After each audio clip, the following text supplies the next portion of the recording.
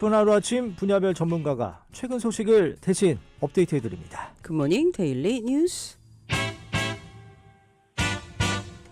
네, 오늘 수요일입니다. 국제 소식 전해드려요. 연합뉴스 이치동 기자 전화 연결돼 있습니다. 기자님, 롱타임 노씨. 그러게요. 안녕하십니까. 안녕하십니까. 반갑습니다. 예. 네, 일단, 새해 복 많이 받으시고요. 네, 새해 복 많이 받으십시오. 아유, 예. 예, 두 분도 건승하십시오. 예. 예. 아니, 우리 이치동 기자가 영어 진짜 잘하거든요. 그래서 제가 좀 짧은 영어로 오늘 한번 시작해봤습니다. 예. 롱타임 노씨.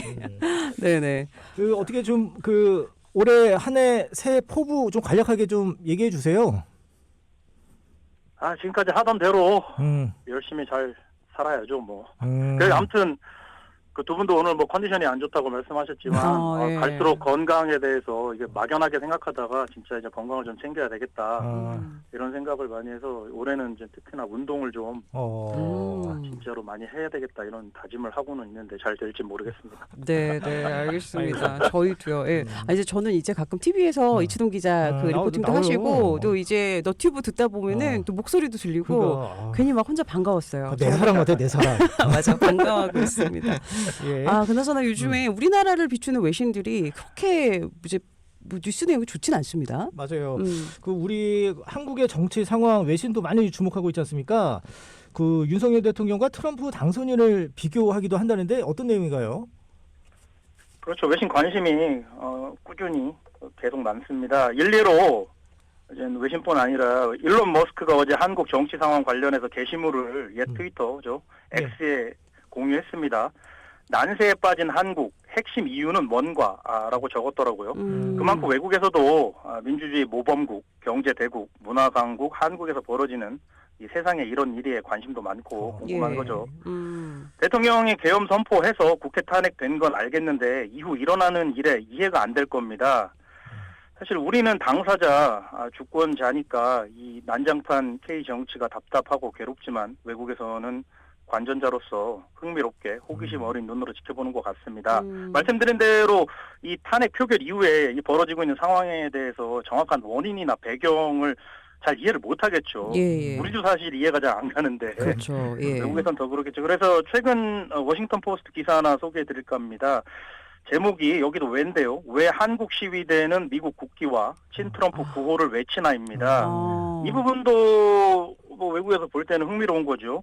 왜 미국을 상징하는 것들이 한국 내 정치 시위에 쓰이는지를 조명했는데요. 두 가지를 짚었습니다. 예. 하나는 태극기 부대, 다른 하나는 광주시청에 내걸린 버지니아주 깃발.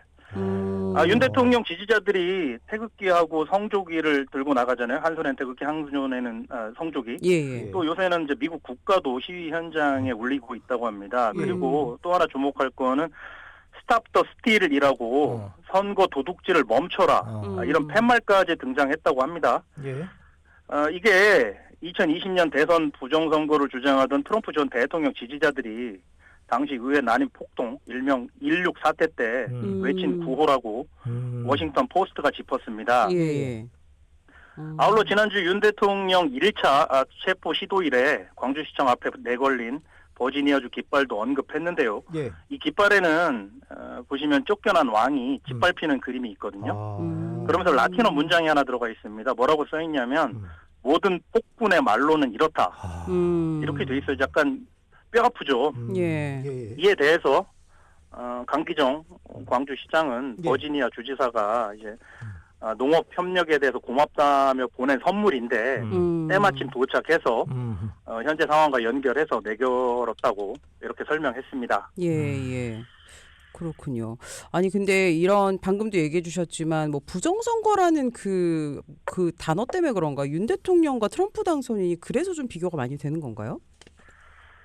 그렇죠. 묘하게 이렇게 대자부처럼 겹치는 부분이 있습니다. 둘 다 트럼프도 4년 전에 그렇고 부정선거에 대해서 강한 의혹을 갖고 있었고 또 지지자들이 거기에 동조를 했고 지지자들이 더 세게 주장을 했죠. 그래서 1월 6일 4년 전 딱 1월 6일에 의회 난입도 이제 부정선거를 엎어보겠다 이러면서 들어간 거잖아요. 그러니까 윤석열 대통령, 트럼프 당선인 그리고 양쪽의 지지자들 공통 키워드가 부정선거가 되는 겁니다.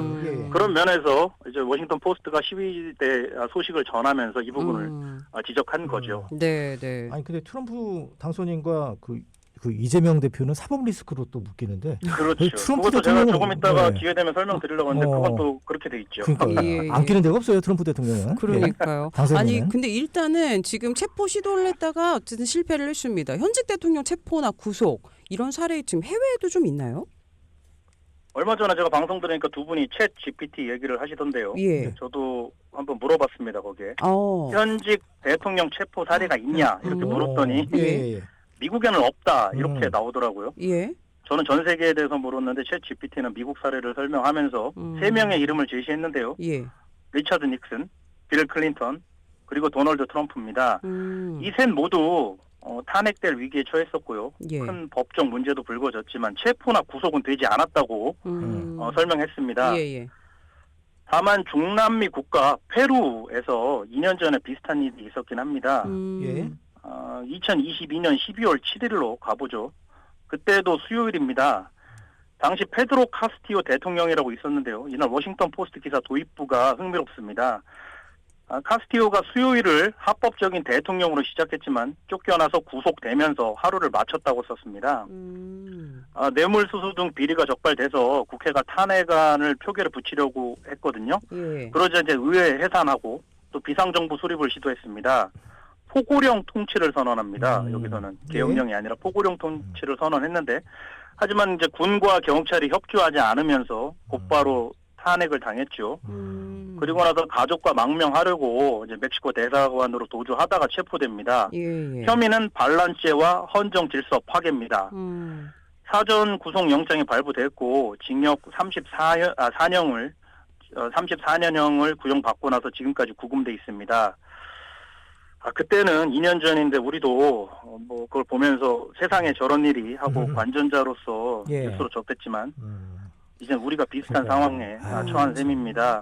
예. 참고로 궁금하신 분들도 있을 것 같아서 페루 인구가 3,300만이거든요. 예. 1인당 GDP가 2023년 기준으로 7,000달러입니다. 예. 우리가 35,000달러고요. 예.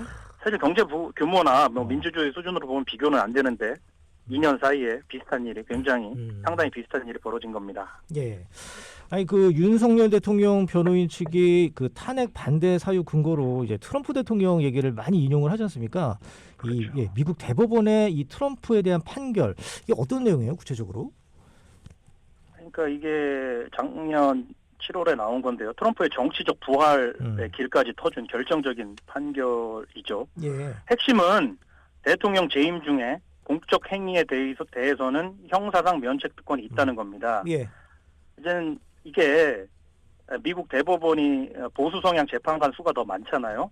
그래서 나온 판결이라고 민주당 쪽에서는 주장하면서 굉장히 비판을 했는데요. 예. 그러니까 대법원이 이렇게 설명합니다. 필요시에 대통령이 재임하면서 과감한 정책 결정을 하라는 취지입니다. 이게 있어야 남 눈치 안 보고 과감하게 정책을 결정할 수 있다면서 이렇게 판결을 했거든요. 이걸 윤 대통령 변호인단이 헌법재판소에 참고 사례로 제시한 겁니다. 예. 그러니까 죄송합니다. 계엄령 선포도 공적 판단 행위라는 거죠. 그러니까 이거 좀 면책을 좀 해달라 이런 거거든요. 예. 하지만 뭐 잘 아시듯이 한국하고 미국은 관련법이 달라서 해당 사항이 없다는 지적이 나옵니다. 예. 한국 헌법에 현직 대통령은 형사상 소추를 받지 않는다. 그러니까 면책 특권이 있다고는 돼 있지만 내란 또는 외환의 죄를 범한 경우에는 예외로 한다고 분명히 명시가 돼 있기 때문입니다. 그러니까 사례는 좀 다르죠. 알겠습니다. 지금 트럼프 당선인이 근데 어쨌든 결과는 유죄 판결을 받은 거죠? 그 유죄 판결 받은 거는요. 작년 5월인데 이 케이스는 아니고요. 지금 말씀드린 케이스가 아니라 예. 다른 케이스입니다. 예. 앞서 말씀드린 대선 결과 뒤집기 시도와는 다른 거고요. 이른바 성추문 입막음론 맞아요. 관련인데요. 예. 이게 간단히 설명드리면 지난 2016년 대선 직전에 전직 에로 배우 스토미 데니얼스라고 있는데요. 예. 과거 성관계를 폭로를 막으려고 13만 달러, 우리 돈 2억 원을 건넸다는 겁니다. 트럼프가. 이와 관련한 회계 기록을 조작했다는 혐의를 받고 있는데요.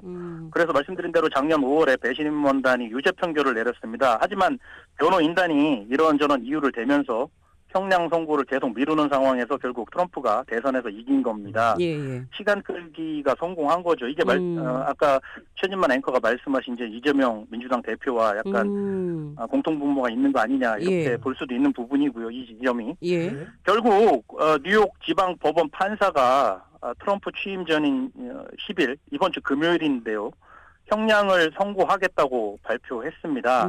하지만 현실적으로 징역형을 내리는 건 어렵다고 인정을 했습니다. 예. 그러니까 유죄는 판단을 하겠다. 하지만 뭐 징역형을 내리거나 뭐 구체적인 법적 조치는 안 하겠다 이렇게 시사를 한 거거든요. 이제 대통령이 됐으니까요. 예. 이에 대해서 트럼프 변호인단은 평결 자체를 파기한다고 주장하고 있습니다. 예. 그렇군요. 그럼 만약에 조기 대선이 이루어질 시에 그런데 그 전에 만약에 이재명 대표가 2심 선고가 나온다고 하면 이런 거를 또 하나의 뭐 근거로 제시를 할 수도 있게 되는 건가요? 근데 우리는 또 조금 또 미국하고 사법 시스템이 다른 게 우리 또 이제 대법원이 있잖아요. 예. 여기는 평결 판결 시스템이 미국은 있지만 우리는 1, 2, 3심이 있으니까 예. 또 그 단계별로 뭐 진영별로 생각하는 게 좀 다르겠죠. 그래서 단순 비교하기는 좀 어려울 것 같습니다. 네, 예. 알겠습니다. 끝으로 주제 하나만 간단히 보겠습니다. 그 그럴까요? 트럼프 당선인이 캐나다를 향해서 미국의 51번째 주가 되라 이렇게 회유하고 있다는데 이게 어떤 내용입니까? 이것도 좀 복잡한 얘기인데 오늘 말하라고 기자회견에서 트럼프가 또 얘기를 했더라고요. 예. 파나마 운하 운영권 가져오겠다 이런 거랑 또 그린란드를 매입하겠다라는 거랑 같이 이렇게 묶어서 얘기를 했더라고요. 일단 어제 트럼프가 의회로부터 대선 승리 공식 인정을 받았거든요. 이날 쥐스탱 트리도 캐나다 총리는 예. 총리직에서 내려오겠다고 발표했습니다. 한때 캐나다의 오바마로 불릴 정도로 인기가 많았습니다. 젊은 리더, 진보 정치의 아이콘이었는데요. 9년 만에 사실상 쫓겨나는 신세로 전락한 겁니다. 트리도 사임 결정 소식에 트럼프가 또다시 조롱성 글을 남겼습니다. 많은 캐나다 사람들이 캐나다가 미국의 쉬운 한 번째 주가 되는 걸 러브할 거라고 러브 LOV를 대문자로 썼더라고요. 예. SNS에 적었습니다. 네. 미국과 캐나다가 합병하면 관세도 없고 중국이나 러시아 위협으로부터 캐나다가 안전할 거라고 주장했습니다. 앞서 트럼프는 트리도를 캐나다 주지사라고 놀리기도 했습니다. 미국의 한 주라고 하는 거죠. 예. 예. 트리도 총리가 최근 인기가 없어서 사퇴 가능성이 꾸준히 제기는 됐지만 결정타는 트럼프가 날린 셈인데요. 2달 전에 트럼프가 캐나다와 멕시코를 겨냥해서 폭탄 선언을 했습니다. 이 두 주변국에서 들어오는 모든 제품에 25%의 관세를 부과하는 조치인데요. 예. 트리도가 이제 화들짝 놀라서 플로리다 말어라고 별장도 찾아가기도 했습니다. 즉각. 문제는 여기서부터인데 캐나다 정부 내에서 대응 조치를 트럼프가 이제 위협한 거에 대해서 대응 조치를 둘러싸고 갈등이 커졌습니다. 예. 이 와중에 트리도의 최측근인 경제부총리가 사임하면서 트리도가 정치적 치명상을 입은 겁니다. 그러면서 이번에 사임 발표까지 이르게 된 거죠. 예. 끝으로 이제 이쯤 되면 캐나다가 미국에 편입되는 거에 대해서 캐나다 국민은 어떻게 생각하는지도 궁금하실 텐데요. 지난달 여론조사에 따르면 찬성은 10에서 15% 정도입니다. 예. 나머지 대다수가 부정적인 것으로 나타났습니다. 예. 그렇죠. 여기 국민적인 자부심이 대단한 나라잖아요. 캐나다 여행할 때 보면은 그 항상 그 단풍잎 그 국기 항상 달고 다니고 이거 긍정적이지 않을 것 같은데요. 제가 생각해도. 알겠습니다. 오늘 이렇게 국제 소식들 저희 전해드렸고요. 오늘도 연합뉴스 이치동 기자 함께했습니다. 고맙습니다. 네, 고맙습니다. 네, 고맙습니다.